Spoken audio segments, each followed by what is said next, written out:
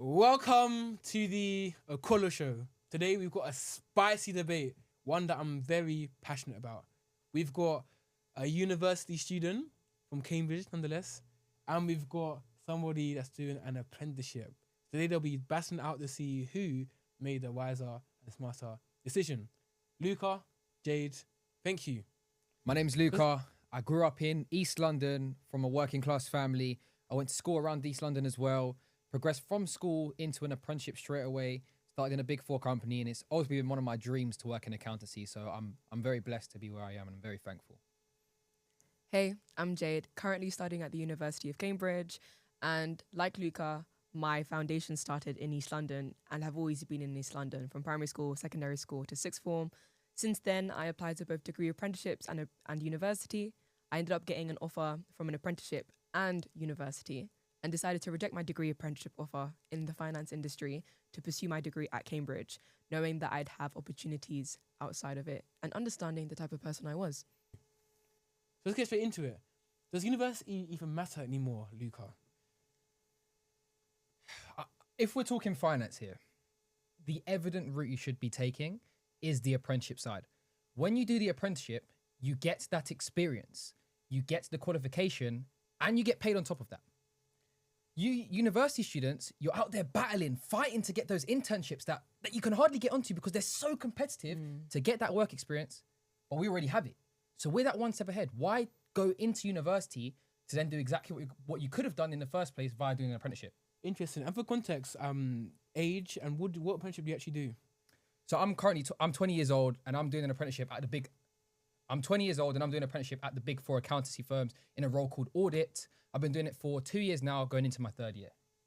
And Jade, what about yourself? Age, what do you do at Cambridge and why did you think it was a smart decision to go to do that course? So I'm 19 years old and I'm about to start my second year studying philosophy at St. John's College at the University of Cambridge.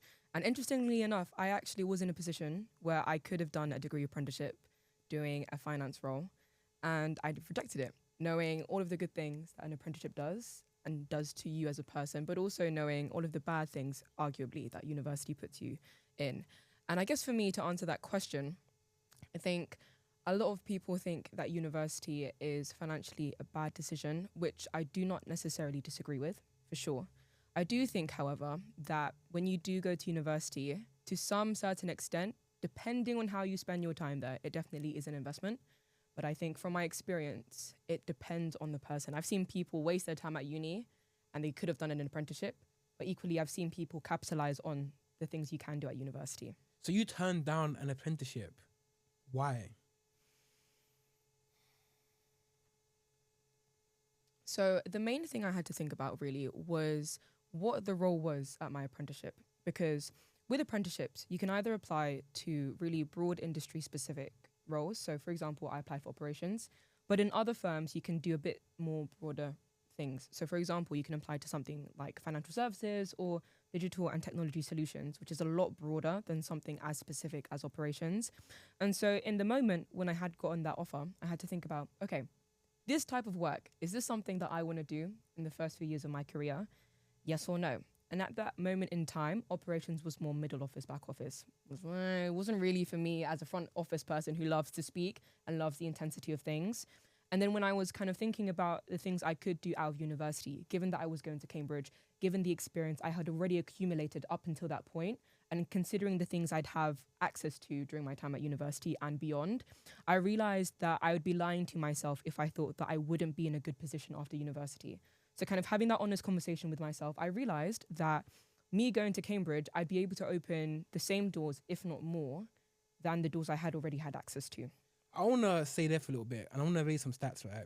So 2024 data shows employment rate for graduates was 87. So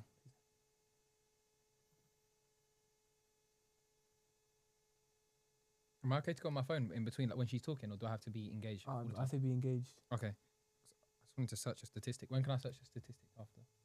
Just let me know when. Okay, cool. Cool. Okay, so I should stay engaged, yeah? I'm gonna stay there for a little bit. So I've got a stat here, and alarmingly, a year post degree, 59% of graduates have a full-time job. which means that almost half are coming to university to no job. So when you say more doors opening, what do you mean by that?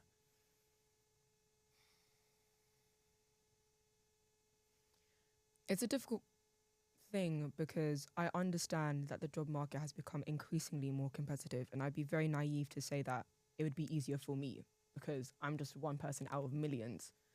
I think what I mean by more job opportunity or more doors opening, it just is a case of kind of filling in an information / knowledge gap.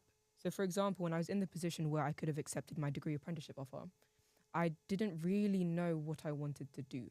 And every time people ask me, should I do an apprenticeship? I've got an offer from these Russell Group universities, Oxbridge, etc. I ask them, what is it that you actually want to do after university? And if they can't tell me the answer, I'm like, if you are considering to do an apprenticeship, you have to really think hard about what type of teams you're going to get exposure to, the firm, etc. For me, I was very indecisive. And the more doors that will be open to me after university is more of a case of me understanding more about what I want after university. And that's not necessarily a case of these doors actually being offers. It's more of a case where I know and understand that there are more things out there that I can end up choosing or kind of working towards. Interesting. So I want to ask you then, Luca, do you think your parents are proud of you? You know, you got Jade over here, Cambridge student, top in the world. Then you've got you working a back-end job. Do you think your parents are proud of you right now? My parents are incredibly proud of me, Austin. And the thing is, right, people, and like Jade, say, oh, I shouldn't do an apprenticeship because I'm going to be in back office. I want to be front office straight away. But, you know, you need to actually understand that you need to get that exposure to the back office first before you then progress to that front office role. A lot of people will come from a background with no work experience, and then get thrown straight into investment banking, a front office role. And then they start struggling, they start falling behind because they're not used to that intensity. You do an apprenticeship, what do? You get that experience straight away in that back office role. You understand the expectations for the role. You understand how to keep up with working intensity. And then with that experience, you can then move to that front office role and you can adapt a lot quicker. My parents will be 100% proud of me because they understand I can shift around. Of course, I love what I do currently, but there are definitely still progression opportunities which I can fulfill from doing an apprenticeship. So do you feel like when you get a job, Jade, you're going to do kind of what he said? You're going to be make a lot of mistakes, be a bit nervous because you haven't got experience. You've literally just been studying on a piece of paper. Do you agree with that sentiment that you're coming to a job and struggle massively because he's got way more experience than you do at the same age? I mean, objectively, yes. And I don't think, so for example, I did an internship this summer in investment banking. Me saying that and having had that experience for only 10 weeks is not enough to compare to someone who's had 2 years of experience in audit, regardless of what I'm interested in doing. And I think I definitely am in a disadvantaged position because of experience. But I do think also that with the internships and kind of speaking to people, you do get to learn a bit. And I will say, and I will actually accept the fact that when you're kind of discussing the difference between university and apprenticeships do trump university in this topic of exposure and experience. That's something I'm not going to argue against because objectively that is true. But I'm not going to say that a university student versus an apprentice will be like in 10, 15 years time that dissimilar as well. I think if you kind of put a grad and an apprentice and then you were to compare what happens in the next 15 to 20 years, you do end up working in very similar positions. The degree apprentice just has that advantage where you get to start with everything that a graduate is about to learn within their next 2 years. So my question for you then... Can I add something to that? You see, Jade mentioned a time frame there. And what was that time frame, Jade? 15 to 20 years. I heard 10, 15, 20 years time frame where they then level up. We're in Gen Z now. People are shifting more towards that entrepreneurial mindset. They want to a lot of people I know, they say they want to dip their toes in corporate, then get out. Now, if I'm there, then struggling I have to wait 3 years to complete my degree. And then I have to start working, then build up that experience. And then I dip my toes in and then I can move out. That's almost 6-7 years before I can then move into entrepreneurship. Someone like who's done that apprenticeship straight away can then, has got that experience, has then got the capital from working in the apprenticeship. So if they want to move around and go into entrepreneurship quicker, they can. You are doing an apprenticeship, doing university on the other hand, before you can even think about doing anything like entrepreneurship, You have to be in there for at least 6 or 7 years. People will still become entrepreneurs during their time at university. And I don't think that really restricts you as a person. I'm not saying that doing an apprenticeship is going to make you an even better entrepreneur. You can argue that you're going to get certain technical skills, etc. But I do think as a university student that there is no way in which you are restricted from becoming an entrepreneur. There are several people who build their own startups, companies. You find people in those societies as well. So you can't say that as a university student, you're kind of restrained from that. I want to push back a little bit there as well with you, Luke, as well, because, you know, I'm somebody that's come exactly from that. I went to university and I started my business at university. You know, I was running at university. My university actually gave me funding. Wow. It gave me venues for my events. Brilliant. They're very supportive. So if anything, one would argue that work and job would mean that you don't have much time to actually pursue your entrepreneurship. Okay, but I'm going to counter that point exactly, Austin. You're a minority. I assume, were you entrepreneurial growing up? Did you had that mindset?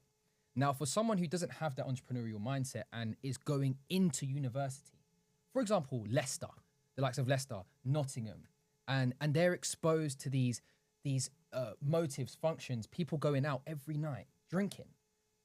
How likely are you to then shift away from that and then fall into the path of entrepreneurship?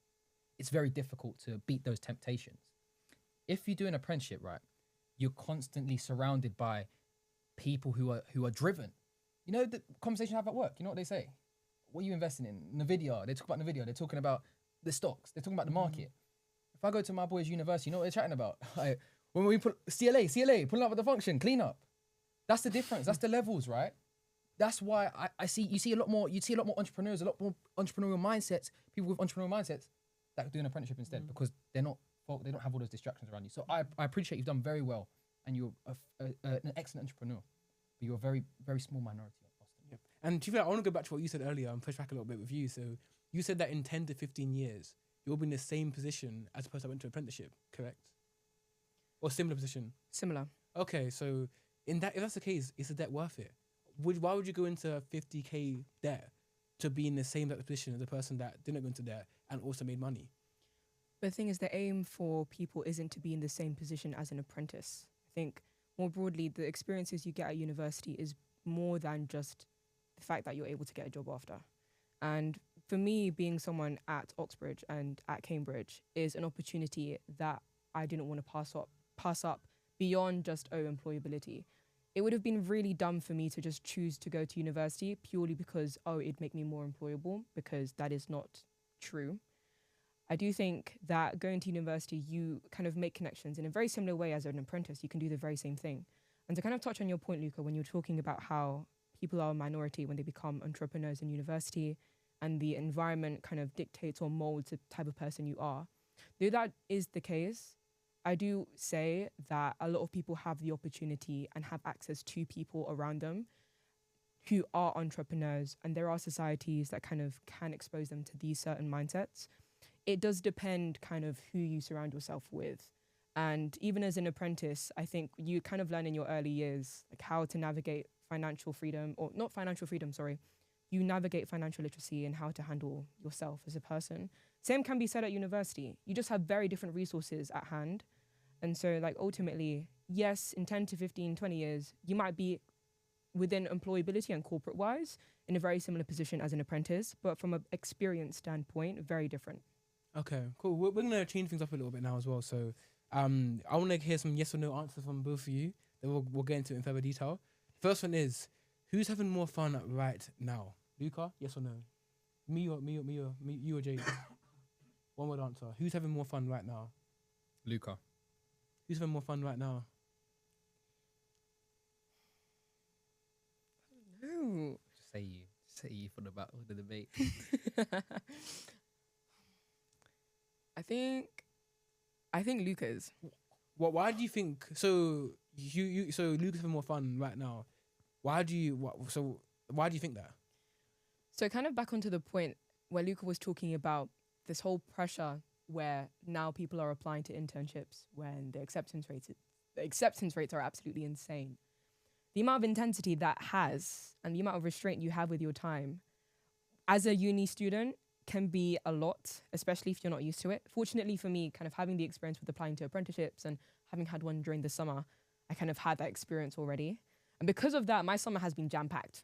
And also as a university student, another reason why I think Luca's going to have more fun is because he has the security of an income. He has the security, oh, I will wake up tomorrow and I'm going to have a job.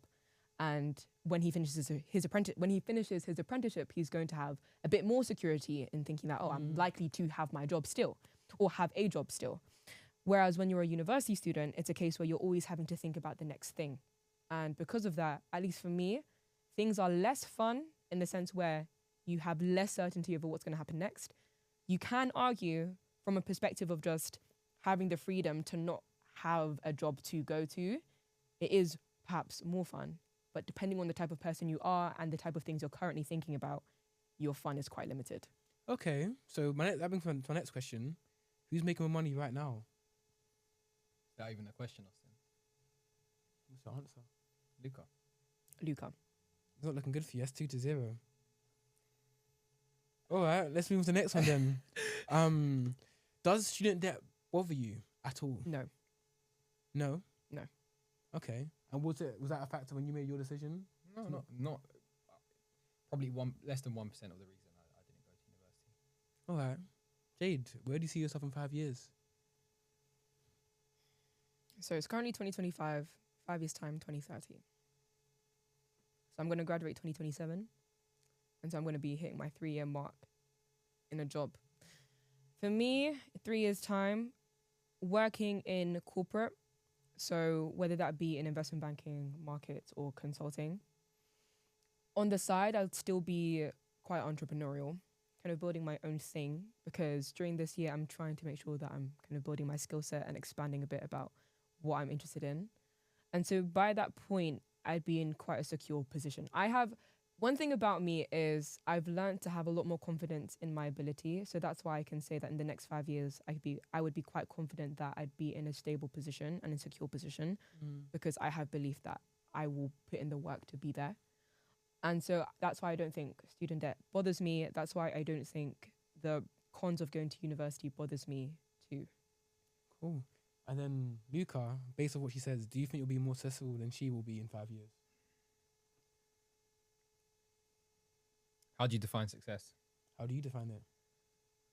See, success to me is very subjective, Austin.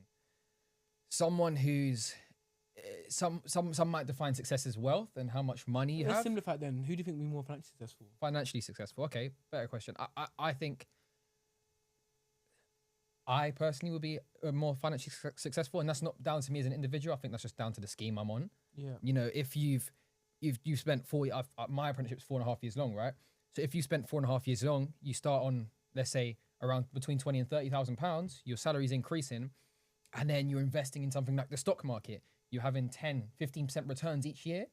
You've probably got around, if you save around 50% of your salary, you can be looking at around 70 to 80,000 pounds just after 4 years of completing an apprenticeship. If you save very well and if your investments return right.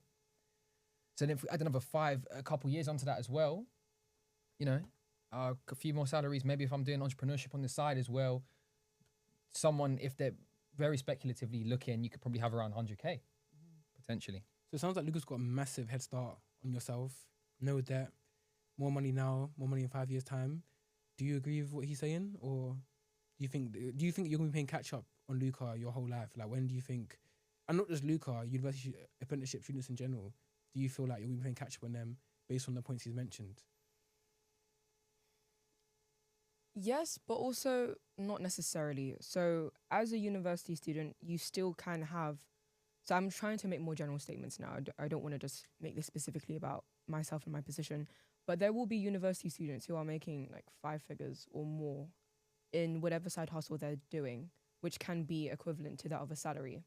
And that person can still be in a very similar position to an apprentice who has been working for 4.5 years and saving and doing whatever they can to invest that money and get passive income. However, there will be people who at university do not have access to that information, and so as a result aren't really doing that. But I think it's a case where over time, the amount of money, and I've had this conversation with my friends actually, like a lot of people say that when you become a graduate at a top university and you get roles at top institutions, the salary you get will be incredibly high as a graduate. So I'm talking about more than 6 figures even. For some firms, I'm not saying all firms, but there will be some top firms that will be willing to pay 6K, like 80 and above, 80K and above to their graduates. And so you will have access to a lot of money, more than what an apprentice would be starting with. However, you can't argue against the fact that an apprentice would have a head start within the conversation of, oh, who's going to be saving a lot more over a longer period of time.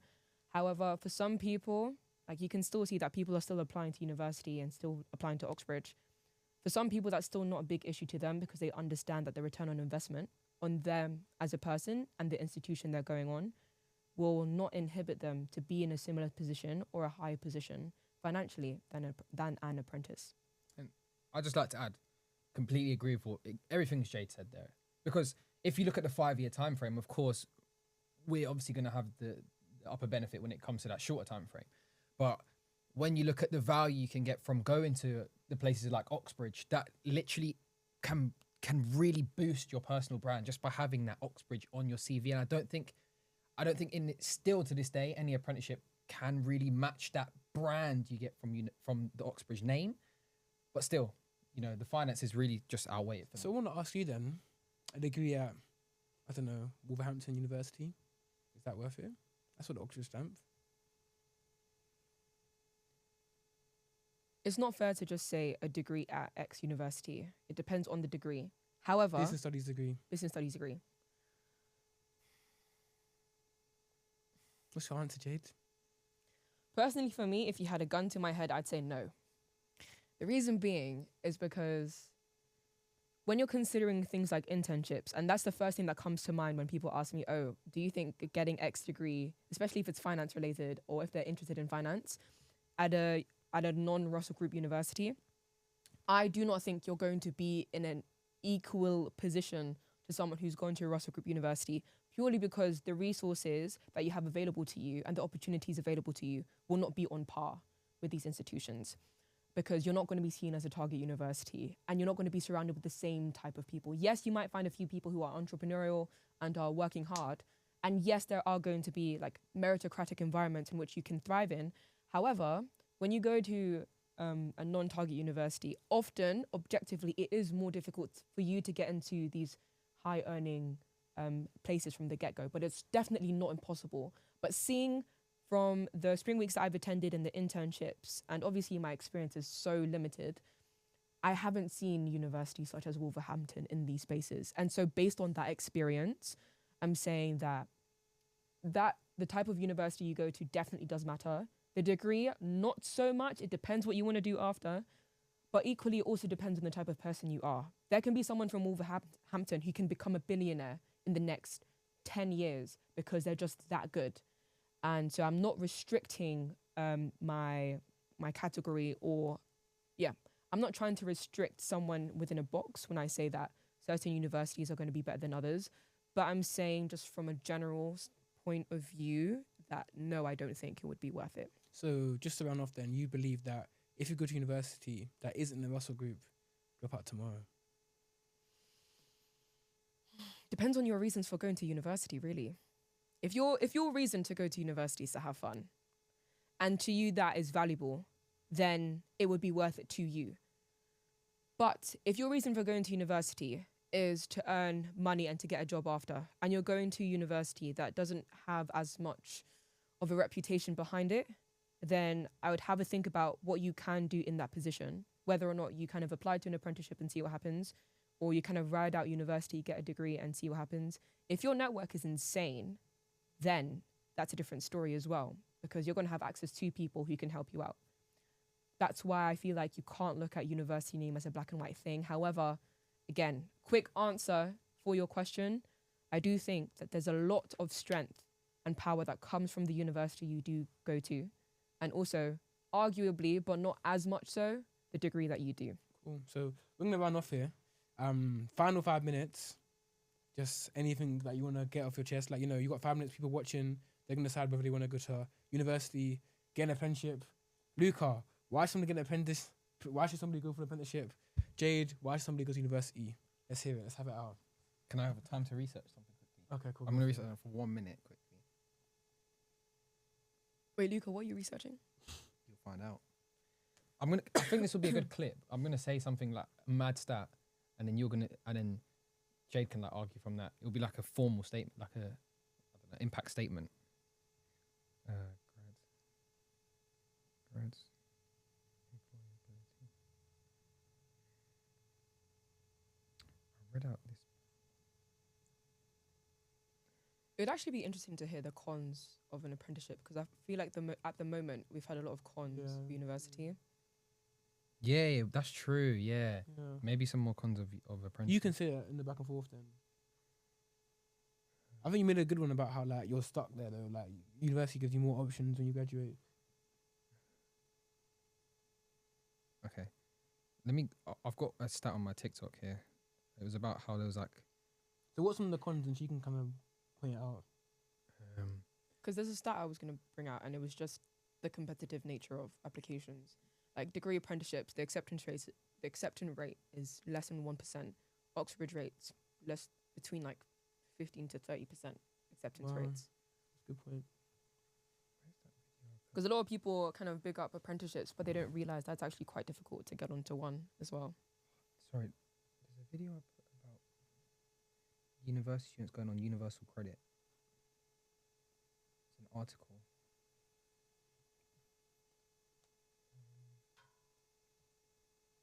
Somewhere right here.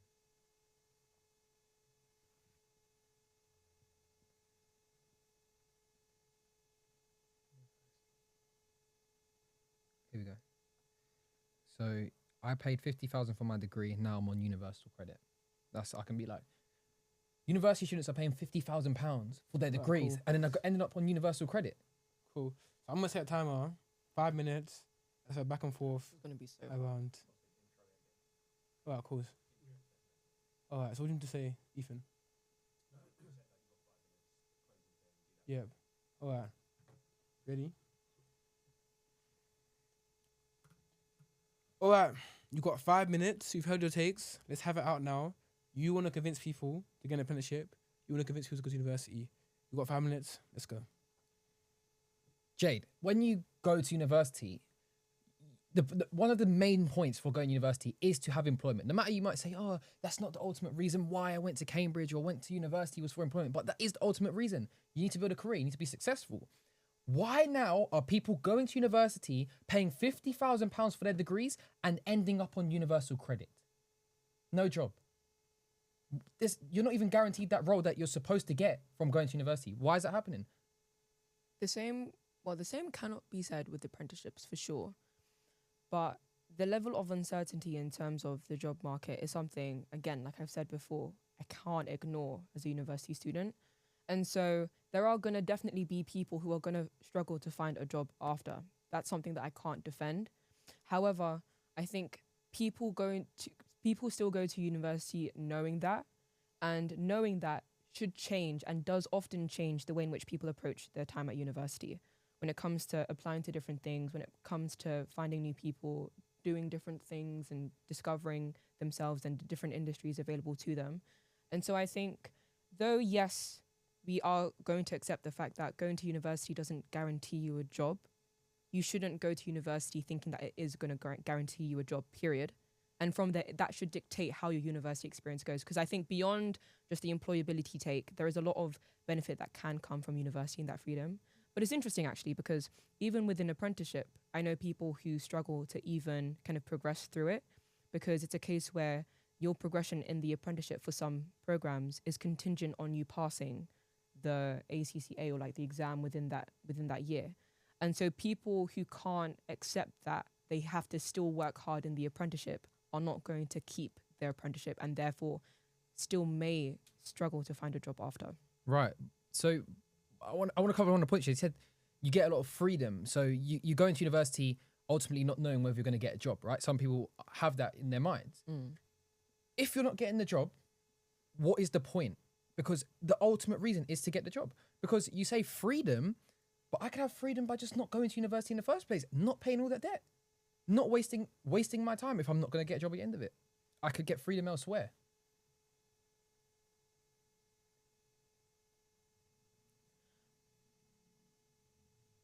Do you think as an apprentice you can still get that freedom. Because in my mind at the moment, I feel like a lot of people, when they think of apprenticeships, you have to have an idea of what you want to do.